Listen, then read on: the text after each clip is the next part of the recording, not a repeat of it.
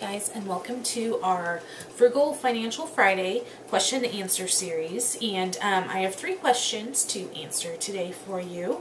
So I'll get on those. But if you have a question you want to ask us, leave it down in the comment section below, or you can message us on Facebook, which is Parker5KickInDebt, or email us at parker5kickindebt@yahoo.com. So we'd love to answer your questions next week, Friday.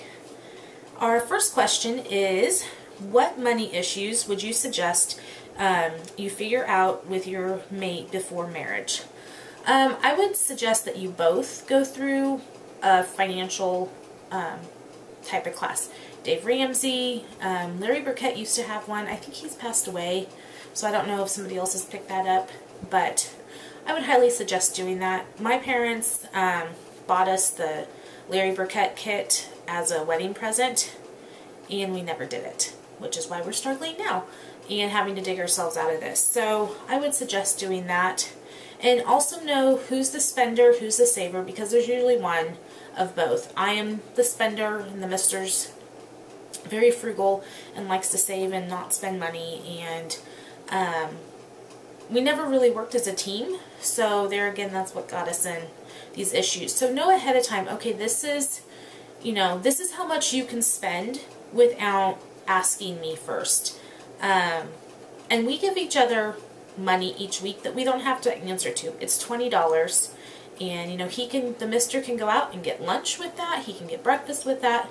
I usually spend mine on books, or a clothing item that I maybe don't necessarily really need, and it's not in the clothing budget, but something that I want, maybe a new pair of running pants, or, I don't know, some hair accessory, something. So that has been a big change for us, is having that $20 that we can just do whatever we want with throughout the week, and it's not in the budget. But I know for other people, they can spend up to $50 without having to okay it with their spouse.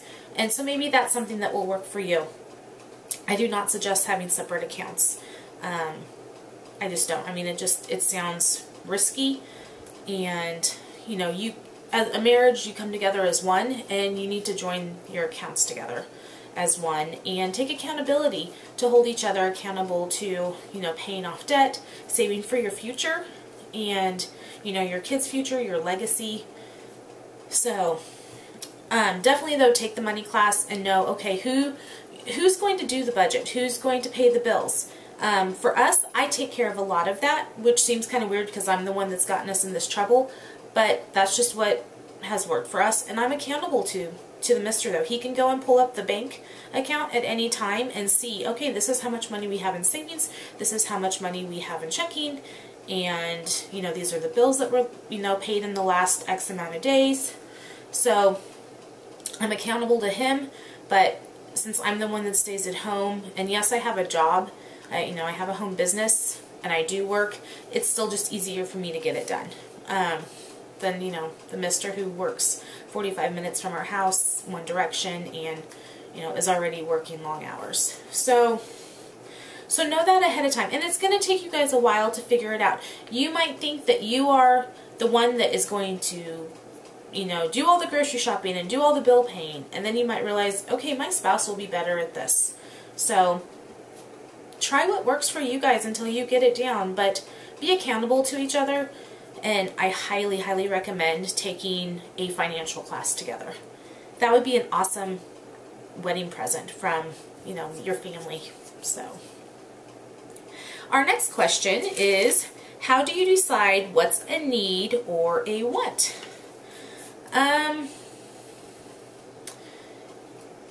Do you really need this? Do you really need a closet full of clothes? No. The mister will tell you you need 2 pairs of pants, 2 shirts, and 1 pair of shoes, because you can wash every day if you need to. So I prefer a little more selection and options. So I like to have a week's worth of clothes because I don't like to do laundry every day. So for me, for the kids and me, we have a week's worth of clothes. And now that the girls aren't growing out of their clothes so much, and really AJ's gotten to the point of he's staying the same size for like 1.5 years or so.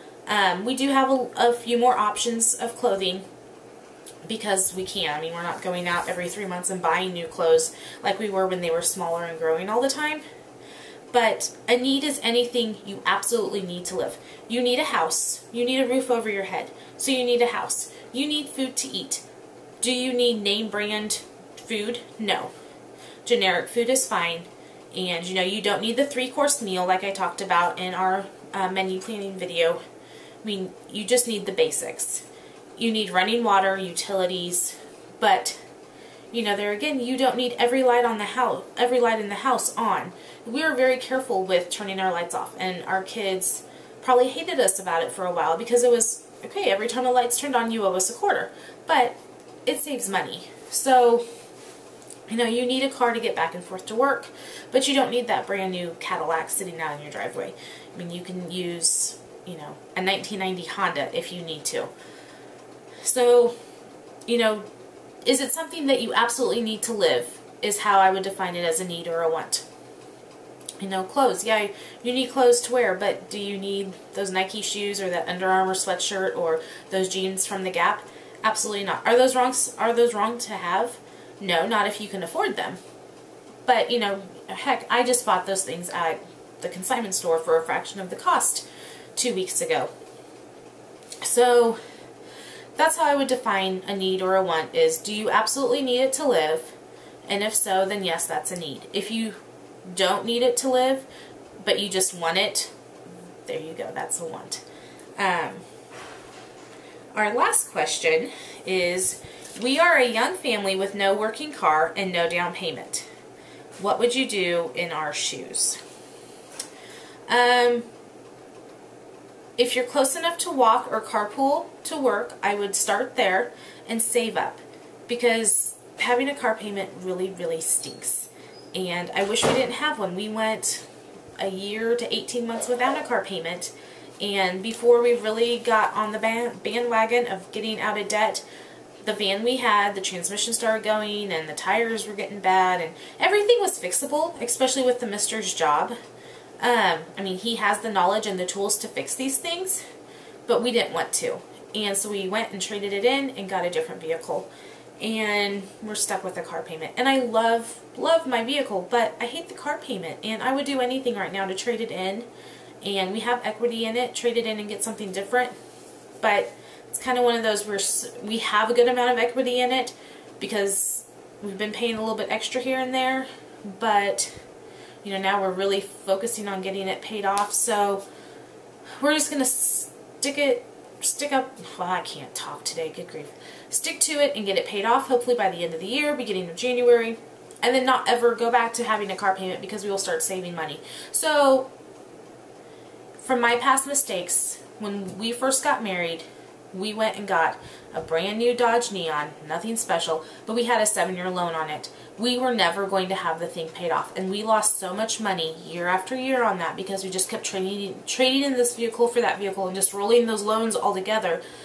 And by the time we realized our stupid mistakes, we owed like $10,000 on vehicles we didn't even have anymore. So save up for one. Even if you can only save up $1,000, you go buy yourself a $1,000 car.